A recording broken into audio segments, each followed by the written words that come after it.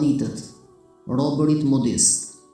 Allahu i Madhërisht thot: O Zoti ynë, ne me të vërtet besojmë, prandaj na fal mëkatet tona dhe mbrona prej dënimit me zjarr.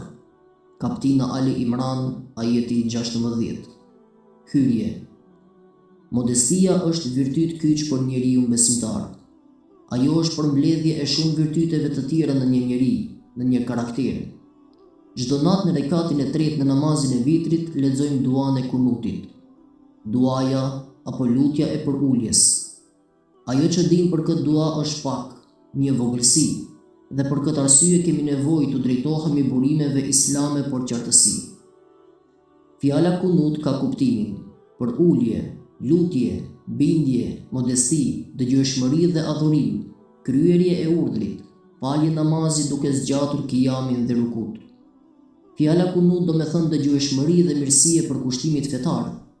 Në kuptimin përmbajtësor, kunut është lutje në namaz, e cila bëhet në një pozicion të veçantë të tij, teksa qëndrohet në këmbë në namazin e vitrit në përfundim të rekatit të tretë. Qanit, pjesoria aktive e foljes së cekur, por edhe format e tjera që ceken në Kur'an, shënojnë të gjithë ata që nënshtrohen bindshëm, me nënshtrim e përkushtim, që shënojnë për ulje dhe nënshtrim me bindje. Çdo gjë i bindet Allahut, edhe në tokë edhe në qiell. Allahu i Madhërisht thot: Ti drejtohu me fytyrë ka feja jote si besimtar i vërtet, fesa Allahut ndaj së cilës ai ka krijuar dhe njerëzit. Nuk ka zëvendësim për krijesën e Allahut, sepse ajo është fe e drejtë, por shumica e njerëzve nuk e din. Kaptina e Rum, ajeti 30.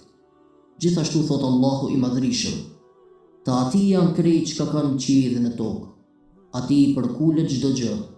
Kaptina e Rum, ajeti 26. Gjithashtu thuhet: Thoni o besimtarët, Allahu ka një fëmijë, qof lartësuar ai. Jo, po të ati janë krejt çka kanë në qiell dhe në tokë, dhe ati të gjithë i nënshtrohen. Kaptina el-Beqare, ajeti 116. Fjala kunut, modesti, për ulje, në të gjitha format gramatikore njëjës apo shumës, femërore apo mashkullore, në emërore apo kallëzore, shënon për kushtimin nga zemra dhe për uljen, në shtrimin të cilin e përcjell. Robërit e mirëfill të përulur, qanitët, janë ata të cilët në vazhdimsi janë të përulur, me sinqeritet dhe me dashuri. Modestia në Kur'anin fisnik. Përulja, modestia, kunut, theksohet në disa ajete kuranore. 1. Ajeti që flet për gratë e dërguarit të Allahut, ku thuhet: O gratë të pejgamberit, nëse dikush prej jush bën amoralitet, do t'i shtohet dënimi dyfysh. Kjo është punë e lehtë për Allahun, kurse asaj e cila do t'i përulet Allahut dhe pejgamberit të tij dhe bën punë të mira do t'i japim shpërblimin e dyfisht. Asaj i kemi përgatitur furnizim fisnik. Kaptina el-Ahzab, ajeti 30-31. Gjithashtu thuhet: Nëse ai ju lëshon, ndoshta atij Zoti i tij do t'i jap një vend tuaj, gra më të mira se sa ju. Besnike Allahut, besimtare, të dëgjueshme, që pendohen e që adhurojnë Allahun, agjerojnë, të veja apo beqaresha. Kaptina e Tahrim, ajeti nr. 5. 2. Në surën Ali Imran, ajeti 43, melekët i than Meriemës: O Merieme, bëhu e për ullur ndaj Zotit tënd dhe bëj sejdë, dhe falu me ata që e kryejnë namazin. Kaptina Ali Imran, ajeti 43. Që do me thënë, bëhu e dëgjueshme, e bindur, e nështruar, e për ullur ndaj krijuesit tënd. Kur'ani cek se Meriemja ishte prej minel qanitin, prej të për ullurave, dhe Meriemën të bien e Imranit e cila e ruajti nderin e saj, ndërsa ne aty krijuam jetë, mbeti shtatzëne, u besoi fjalëve dhe librave të Zotit të vet, dhe ishte nga ato të përullurat. Kaptina e Tahrim, ajeti 12. 3. Kur'ani thekson se Ibrahimi a.s. ishte si një ummet në vete, ishte qanit, i përullur, modest dhe hanif, i fesë së drejtë, dhe se nuk u përkiste mushrikeve, politeistëve, të cilët Allahu i përshkruajnë rival. Një ment Ibrahimi ka qenë shembull i ndershmërisë, i bindur Allahut, besimtar i drejtë dhe nuk ka qenë nga idhujtarët. Kaptina an-Nahl, ajeti 120. 4. Në surën Ali Imran cekët se të devotshmit, muttaqin, do të jenë në xhenete, ku rrjedhin lumenjt, ku do të kenë gra të pastra dhe aty gjithnjë do të qëndrojnë. Allahu i Madhërisht thotë: Thuaj, atë ju tregoj çka është më e mirë se ato. Ata të cilët janë të devotshëm kanë te Zoti i tyre xhenete, ku do të rrjedhin lumenj, e aty do të mbesin përgjithmonë, edhe bashkëshorte të pastra dhe kënaqësinë e Allahut. Allahu i sheh shumë mirë robërit e vet. Kaptina Ali Imran, ajeti 15. Ata janë, Zoti i Madhërisht thotë: ata të cilët thonë: O Zoti ynë, ne me të vërtet besojmë, prandaj na fal mëkatet tona dhe mbrona prej dënimit me zjarr. Ata janë të durueshmit dhe të sinqertët dhe të dëgjueshmit, dhe ata që japin lëmosh dhe të cilët kërkojnë falje në orët e vona të natës. Kaptina Ali Imran, ajeti 16-17. 5.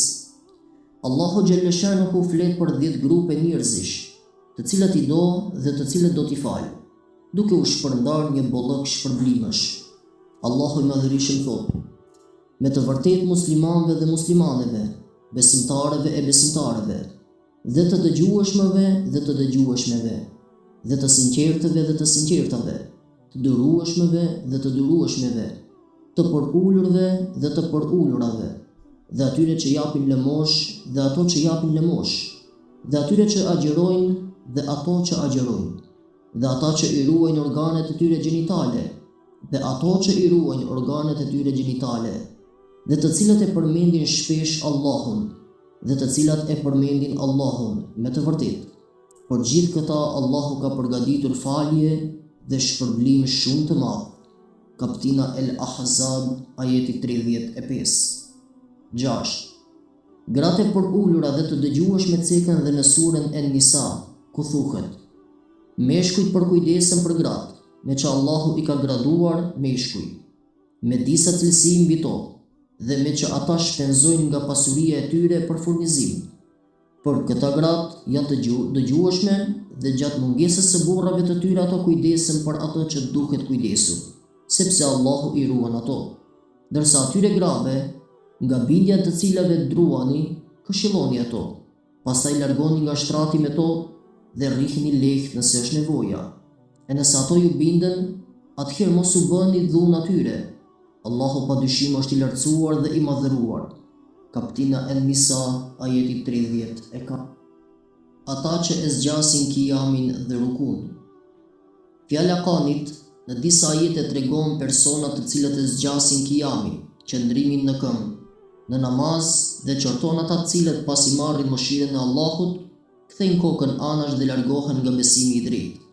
Allahu i Madhërisht thotë: kur njeriu e godet një e keqe, ai i lutet Zotit të vet, duke ju drejtuar krejtësisht. E kur atij t'i kthehet një e mirë prej atij, ai harron atë për cilën më parë ju lut Allahut dhe i bën shok Allahut, andaj largohet nga rruga e tij. Ti thuaj, mohuesi, kënaqu për pak kohë me mosbesimin tënd, ti me siguri do t'jesh nga banorët e zjarrit. Kaptina Az-Zumer, ajeti 8. E kundërta e tyre janë besimtarët të cilët luten jo vetëm ditën, të cilët e kanë drojën e botës tjetër dhe shpresen natyrisht në mëshirën e krijuesit. Allahu i Madhërisht thotë: apo është ai që bën lutje natën duke bërë sejdë dhe duke qëndruar në këmbë e që ruhet nga dënimi i jetës tjetër dhe shpreson në mëshirën e Zotit të tij? Thuaj, a janë të barabartë ata që dinë dhe ata që nuk dinë? Vetëm të mençurit i pranojnë këshillat. Kaptina Az-Zumer, ajeti numër 9. Kemi disa lloje kanitësh. Kanitun, njerëzit modest. Ata të cilët bëjnë ibadet dhe vullnetar duke qëndruar këmbë e duke bërë sejdë, me synim që t'jenë falendërues ndaj Zotit të tyre për të mirat që ka dhuruar, në shëndet, gjësende, rehati e tjerë. Ata të cilët i bëjnë ibadet krijuesit të tyre, duke pasur drojën nga ajo botë dhe duke shpresuar në mëshirën e tij.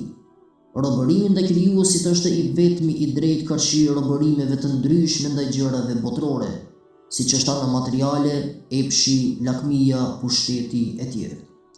Ata të cilët njohin, mësojnë nëpërmjet njohjes me arife, e cila njeh realitetin, e hapur ndaj intuitës dhe njohjen e së vërtetës në këtë ekzistencë. Por arritja e njohjes së vërtetë është e mundur vetëm nëpërmjet përuljes, drojës, vetëdijes për përgjegjësinë ndaj botës tjetër dhe besimit në mëshirën e Allahut.